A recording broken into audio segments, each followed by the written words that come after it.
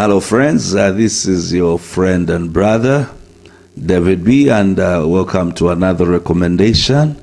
And today's recommendation has to do with the streaming software. Let us go to this video.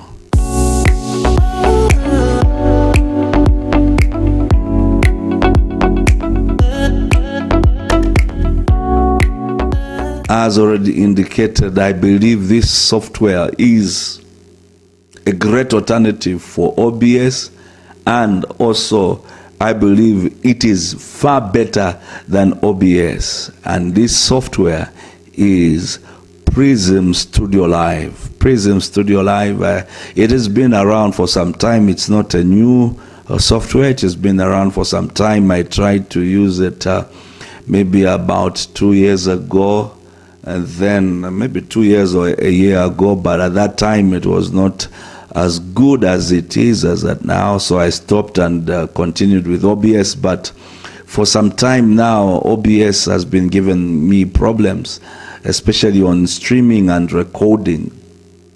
And so last week, actually, I was looking around for an alternative where I could maybe I was thinking to myself that I want something that I could maybe stream. I'll be streaming with OBS, and then I'll just be recording with that part, whatever I am doing. And then I came across Prism Studio Live, and I believe it is far better. Let me give you, let's just go to maybe to my screen so that I can show you. And by the way, Prism Studio Live is a free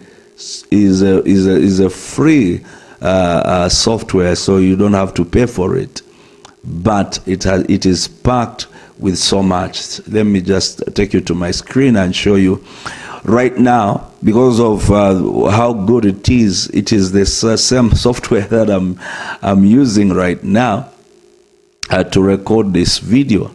And but so this is how Prism Live looks like when you have downloaded it and installed it on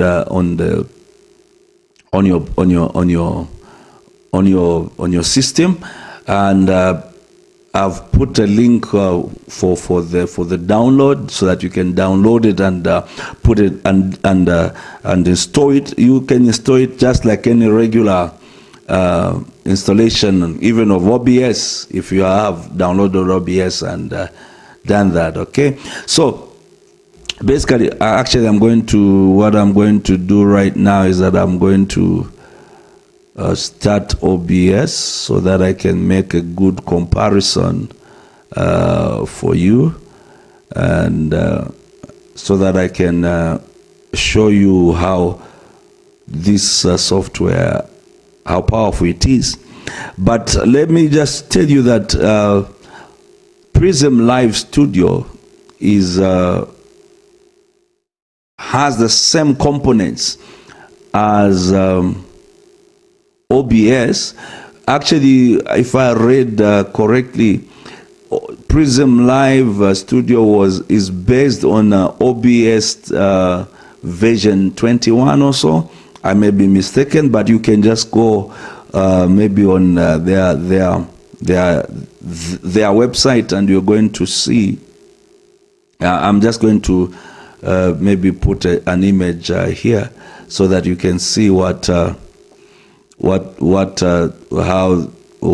statement is about where Prism was taken. Okay, so it's based on OBS, but it is everything that you see with OBS things. So let me just make sure OBS is open. Things like the scenes section. Usually for OBS, the scene section is somewhere here, but for me, even here, I can change this, and let me just detach it. I can change this and put it this side, but apparently for me, I like it on top here, so that's why I've put it here. Okay, but let me just take you to OBS so that you can see. Come on, run normally. Okay, so But everything that OBS has, so you have scenes on the left side, you have the sources, you have maybe your audio mixer. The only difference is that this last section in OBS, where you have the icons for streaming, and so let me just switch off this. Okay, so if you see only this section where it's written start streaming, start recording, start virtual studio mode, settings, and exit, for Prism Studio Live Studio, it's not here. Okay, so what happens is that for going live, the buttons are here, and recording, the buttons are here, and you can see that I've been recording now for 5 minutes, almost 6 minutes. And also you find that where you get your statistics for OBS, they are somewhere. Let me just show you. For OBS, the statistics are just down below this, but for Prism Live, they are way here. Okay, but there is something that Prism has done, which is very good. It has incorporated what Streamlabs OBS has. What am I talking about? If you have used the Streamlabs OBS as well, you find that it has what is called the scene set management, okay, where you can put up different sets of your scenes. So if you can see that I have maybe a video here, I have a set for our church service, but right now I'm using the record screen set. Okay, that is the one that I've seen they have picked from Streamlabs OBS and incorporated into Prism Live Studio. Now, what is it that OBS? So everything that you can do with OBS, you can do with Prism. Looking at this, at the how you can add your sources, just as the same as OBS.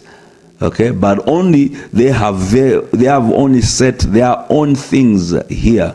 These are only now set where you can decorate your screen, your system with only Prism, maybe only things that belong to Prism. Let me give you an example, like the audio visualizer here. I can add the audio visualizer. I'll just add it anywhere, maybe on the, like this. I'll add it on the screen. So if you see that when I talk, these the visualizer is seen. Maybe this is just for aesthetics. I believe it's not like it is going to change anything, but it's just something that you see. If I added maybe even a song or anything, this visualizer will be showing that that this is the audio that is coming through. So so if you have seen, this is what now just differs from OBS and is enhanced in Prism. Okay, but in Prism, like I was saying here, those buttons that are here, you find that they are only here, down here. But also, if you want to make maybe the studio mode, for you come here and just press on it, it will go into studio mode. Okay, you can take it back, and then all the other buttons, all the other things, there are so many here. This, I believe, is if you want to start a virtual camera, so that if you want Prism to appear in any program like Zoom and any other program that you want maybe a webcam to appear, instead of just adding your webcam and you want all the nooks and crannies of Prism, then you add you start the virtual camera, just the same as in OBS. But what are the things that, now let me just show you the things that OBS cannot do that Prism does, okay? The number one thing is on the scenes. If you see, the scenes can be presented in different ways. What do I mean? If you go to the three buttons here and you go to display mode, you can display whatever you have in what is termed as the real-time screen, okay? And look at this. So if you have seen, I have my camera, which I've added, but I also have the presentation scene, and I can change in the same manner, like we can change, okay? And then also you can also change it to thumbnail, but I like to put it on a text, because if you have a lot of scenes, like on my other set, I have a lot of scenes which are more than about 9 of them. So this section will be too small. So only text is important, okay? Is the best for you to show your scenes. Then secondly, in OBS, you cannot multi-stream from the system. Oh, I didn't close this. You cannot multi-stream directly from OBS unless you put up a dock, like here. This is the dock I had, where you can add multiple outputs so that you can add other platforms that you want to stream to. But if you go to Prism, this section above here, this section above, let me just put it down. I'd hidden it for some time. You see, I have my Facebook, I believe this is my Facebook page, and then this one is Restream. And what I've done is that I've added Restream with my RTMP. Okay, but here I have added Facebook directly, and how you can add channels is from here. You go to say my add you can, if you want to set the settings, you can look at the settings, but add channels here. When you press on add channels, it will give you all these options that you have. You have Twitch, you have YouTube, you have Facebook, you have Never Shopping Live and the others, but as well, you can add a custom channel. And when you press on it, you find that you can select whether it is going to, or you just go straight to putting up the stream key and the stream name, okay? So that is the advantage that I find with Prism Live, where you can multi-stream. You don't need a dock to multi-stream. You can multi-stream directly with the options that are in Prism Live Studio. Then number three, OBS does not have a drawing mode, but Prism has a drawing mode. Giving an example, if you come here, right here on the right side, you press on this, you find that this bar will come out, and let me just use it. This bar can come out, and you can draw on your screen. Let me come again. You can, like this bar here that has come out, I can draw on it to emphasize maybe some points, which OBS does not have.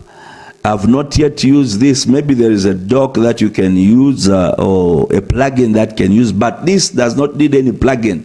You can literally use this at any time. You want to maybe to people to mark, you can mark it with an arrow, and after you're done, you can go to now let me just show you, because there's a delete button which you cannot see here. So let me just change my webcam size. Okay, let me remove this and just like that. Okay, so what I was saying is this: if I pointed at something here with an arrow, I can go to the delete button, which is here, to remove what I've drawn. Okay, just press on it and voila, everything goes. Okay, so this is the delete button here. I believe you are able to see. So that's the number of 3 things that is different in OBS and Prism, and I believe this is far better than using OBS. Then number 4, I've already mentioned about the set management, okay? So I won't mention it anymore. Then number 5, what you see, which this is why I changed you from using OBS, and I recommend so much Prism, is the ability to stream and record, especially to stream at very low internet bandwidth. You see, I live in what is termed a developed country or developing country or a third world country, and our speeds are very low. The highest, the fastest speed I've seen with a network is about 20 megabytes per second, and usually the speed I usually deal with is lower than 10 megabytes per second. Sometimes it's lower, up to about 5 megabytes per second. And if you are using OBS will be cutting, and it will not show a consistent stream flow. But Prism, I discovered it is different. Actually, I streamed at one time.